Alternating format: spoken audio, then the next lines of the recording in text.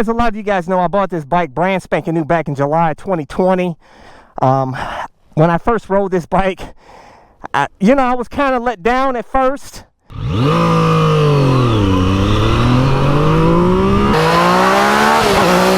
throttle's like on and off though. Like I said, that's got to be corrected, man. It's weird.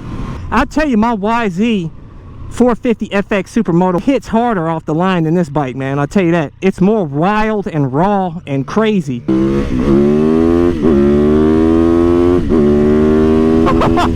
But a lot of you guys said, CycleCruza, you gotta mod this bike to really get the fullness of this bike out. So I did that. I put on a full of Krapovich exhaust. I flashed the ECU with a Dyno Jet ECU flasher, which makes it really easy to do yourself. I have a link to that ECU flasher in the description and comment section of this video, along with the other mods I did on this bike. And I'll tell you, that made a dramatic change. Oh,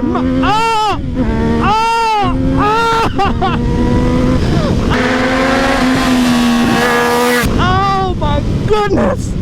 But I'm going to tell you, there are still some things I don't like about this bike. These are 5 things I hate about this bike. Stay tuned. Let's go for a ride.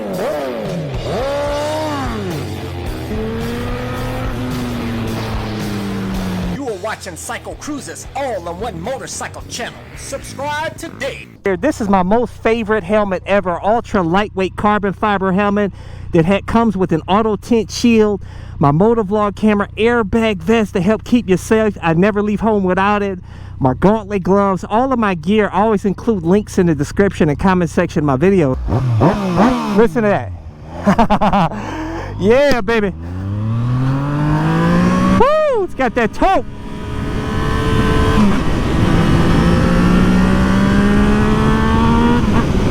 Yeah, baby. Woo! Oh, I love that torque, baby. And this bike is pretty lightweight. It only weighs like what, 410 pounds or 405 pounds after you mod it. I think in stock form it's like 425 or something like that. So really lightweight, really punchy. Has I love the torque, the bottom end. That's why it's called MT. MT-09. MT stands for Master of Torque. And it's got oh man. I love it, baby. Really cool bike, man. I'll tell you, for the streets. I highly praise this bike, especially after modding it. When I first rode this bike, it was kind of corked up a bit, because they put the emission stuff on the bike and it has a stock exhaust. It's all corked up, right? So you have to release it. You got to let all of that goodness come out of this bike. So it's mandatory that you mod this bike. But I'll tell you, even after modding this bike, I will tell you, well, let me tell you one thing that I hate in the stock form is the exhaust. The exhaust weighs a lot and it's really quiet. You got to put on an aftermarket exhaust.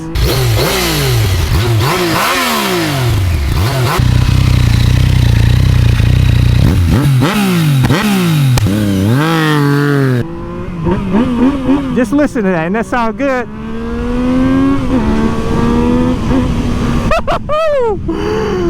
Oh boy, I feel like Billy the Kid on this bike.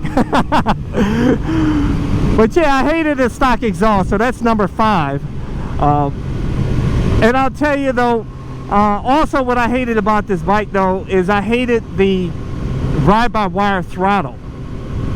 I'll tell you, I still really don't like the ride-by-wire throttle on this. However, when you flash the ECU on this bike, it does, and you put it in standard mode, it does make it better.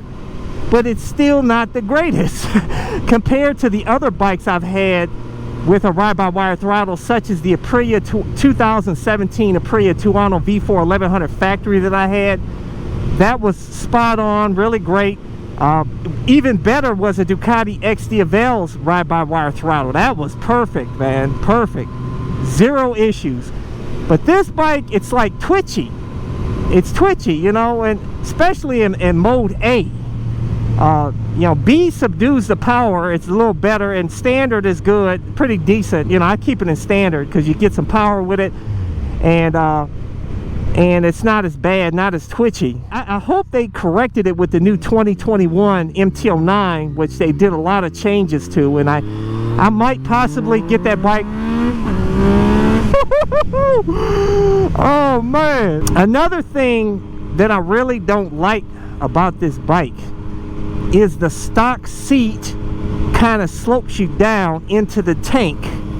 Bam! You know, it's like you have to have leather pants on, definitely. Right now I have my camel pants over my perforated leather pants because it's winter time, you know, and it plugs the, you know, keeps the air from flowing through the perforation through my my leather pants. But when I wear these pants, it slides on this bike. You know, I wear the leather pants, grip the seat better. But even with leather pants and you hit the throttle hard, you still kind of slope down towards the tank.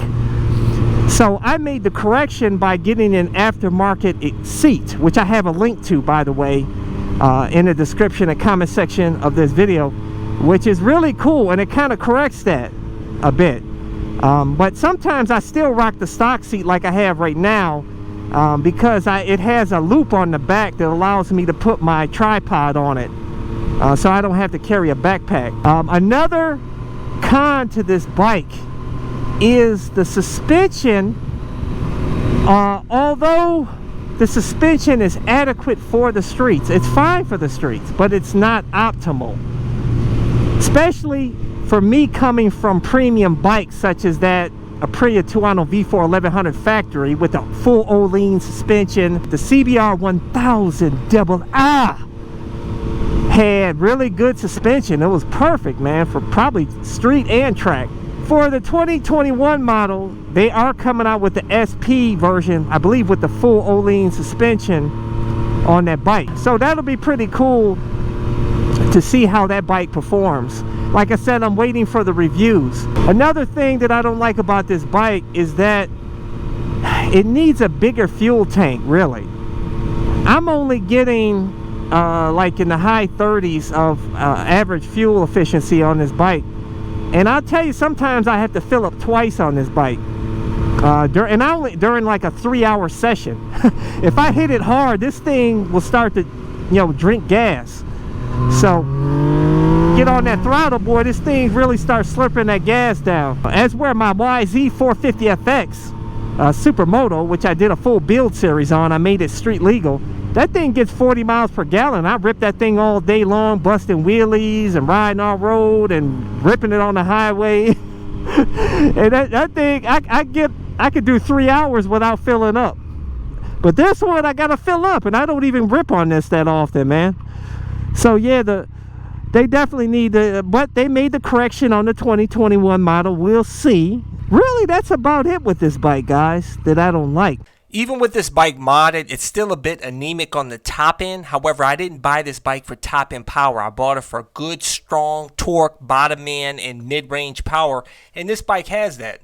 The brakes are pretty decent, man. I can't complain about the brakes. By the way, the headlight on this MT-09 is really nice at night, man. I love the triple cylinder sound with the Krapovich exhaust. Oh, I love it. Sounds awesome, man. Absolutely awesome, dude.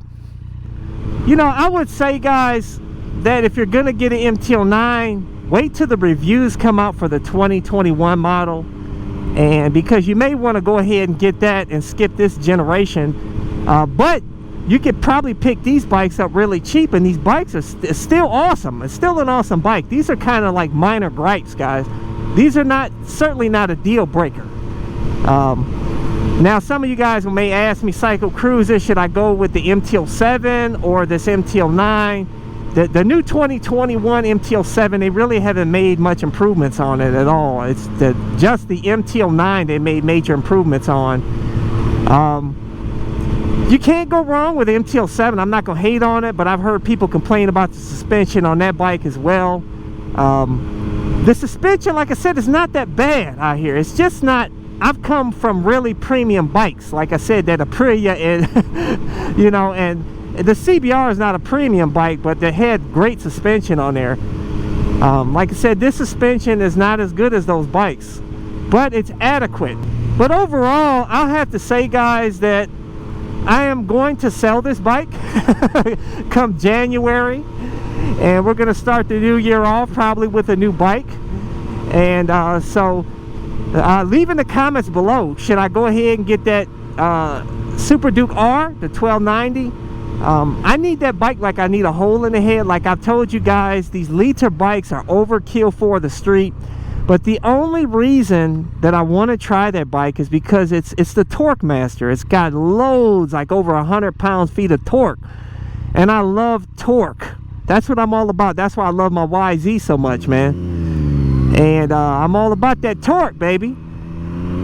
And I want to try it out. I want to give KTM a chance, you know, see how good they are, see how reliable the bike is. Because the Ducati I had problems with, the Aprilia I had problems with. Go check those videos out on my channel. I have a video playlist for those bikes and all my bikes, so you can really get a sense on how those bikes are. And I keep it real with you guys. I don't BS, man. If I don't like something, I tell you straight up. But anyways, guys, leave a comment below. Don't forget to subscribe to my all-in-one motorcycle channel, and also go check out my other channel, Bug Out Moto. Deuces. Thumbs up, check out my playlist for new riders and popular videos.